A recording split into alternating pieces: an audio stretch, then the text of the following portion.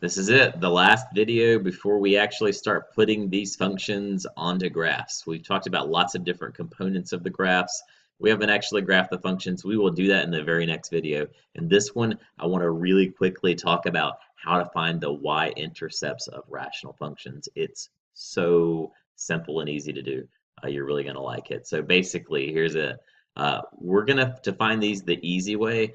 We are going to go back to that very starting rational function before we factored, before we simplified, before we did anything.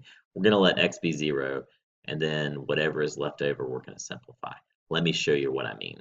All right, so in our first example, we had 3x minus 4 over x minus 2. So to find the y-intercept, and let's use green for this, to find the y-intercept, we basically let x be 0. Well, that's 3 times 0 minus 4, which is just negative 4. And in the denominator, we've got x minus, I'm sorry, 0 minus 2, because remember, I'm letting x be 0, and 0 minus 2 is just negative 2. So super easy to find the y-intercept.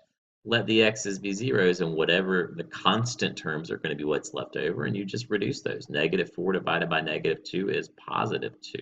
So this function crosses the y-axis at positive 2. I can go ahead and put a dot there. I know that it's going to cross there. And I'll go ahead and say that this function is going to kind of curve down through here when we eventually get to graphing it. And there's also going to be a similar one up here in quadrant 1. We'll get to that in the next video. We do want to make sure that we mention that the y-intercept is 0, comma 2. Awesome. Super easy, right? Let's look at a few more examples just to make sure we got it. Now, you can do this with the factored form. It's just going to be a little bit more work. If you start with the original one and you let x be 0, the constant terms are going to be left over, so you can just say, oh, well, y is going to be equal to 2 over negative 4, and you do have to reduce the fraction. 2 divided by 4 is 1/2, I guess. So negative 0.5 or negative 1/2. As a coordinate, that would be 0, comma, negative 1/2. That means that this function should cross the y-axis down here at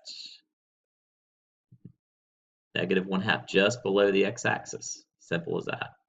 Example 3 from your guided notes. Again, I'm going to go back to the original one. If I plug in zeros for x, the only thing that's left over is the constants. So my y-intercept is going to be found by dividing negative 15 by negative 4. Now, negative divided by negative is positive, and I'm going to turn this into a fraction. So how many times does 4 go into 15? 4, 8, 12. It goes 3 times with a remainder of 3. So 3 and 3/4. So up 1, 2, 3, and then 3/4 of the way between 3 and 4, about right there. We're going to see that function dip down in here, I'm sure, and cross right there at 0, comma 3 and 3/4. So I hope by now you're saying, oh wow, this is super easy. I can do this. I just take the constant terms because x is 0. Anything like 5 times 0 minus 5 is just negative 5. And 0 plus 2 is just 2. And then you do have to reduce this to a decimal or fraction. I'm just going to leave it a fraction. Negative 5 over 2. It's going to reduce to, let's see, 5 divided by 2 is 2 and 1/2. So negative 2.5. So let's see, on the y-axis, I'm going to go down 1, 2, and then halfway. So about right there. We can see that curve is probably going to come up through here. Awesome. 0, comma, negative 2.5. It's my y-intercept. Number 5, same thing, 10 divided by negative 4 to find that y-intercept. Lots of examples here, but I'm doing the same thing over and over again, aren't I? Let's see, that's going to be negative 10 divided by 4 is 2, and that's going to leave 2 over. You can use your calculator for this, by the way. That's going to be negative 2.5. Yeah. So you can use your calculator for this. I'm not going to show you how to do it, but your calculator reduces fractions and can change things from mixed numbers to improper fractions if you have trouble with it. You can also just divide the two numbers and get the decimal. Like this would be negative 2.5. That's okay. You can put negative 2.5 as your y-intercept. Let's see, down negative 1, 2.5. About right there, right? There's nothing wrong with that. I'm just leaving them as fractions today, but I don't have any problem with you using decimals. We know where it crosses the y-axis. We are good to go. All right, last example from the guided notes. We've got 2 over 3. 2 over 3 is what y is going to be equal to. That's just 2/3, right? So 0 comma 2/3. So 0 comma 2/3 is about 2/3 of the way between 0 and 1 on the y-axis. Done. Super easy, right? I did do some extra examples, so we'll fill those in as well. Remember, if x is 0, all that stuff goes away. We just got 2 over -6. 2 divided by -6 is going to reduce to -1/3. So on the y-axis, down a third, kind of lines up with the things that I've already got coming through here anyway, so that's great. 0 comma -1/3.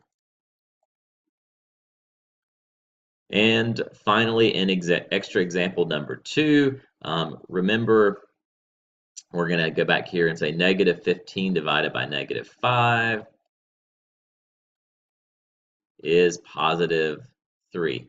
And you can also look at the linear function that we ended up with and realize that the y-intercept is +3 there as well. So we already have that graphed here at +3. We already knew it was going to cross there, but just showing you that you can find it from the original function as well very quickly, 0 comma 3.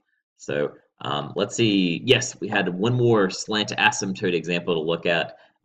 If I go back to the original function, it should cross at y equals -5 over -3, which would be +5/3, right? And +5/3 is the same thing as 1 2/3. So on the y-axis, up 1 2/3 the way you can see it crosses right there. We're good to go. Very quick, very easy way to find these y-intercepts. I hope you don't have any trouble with it, but of course, if you do have trouble with it, see me in class or send me a message and we'll work on it.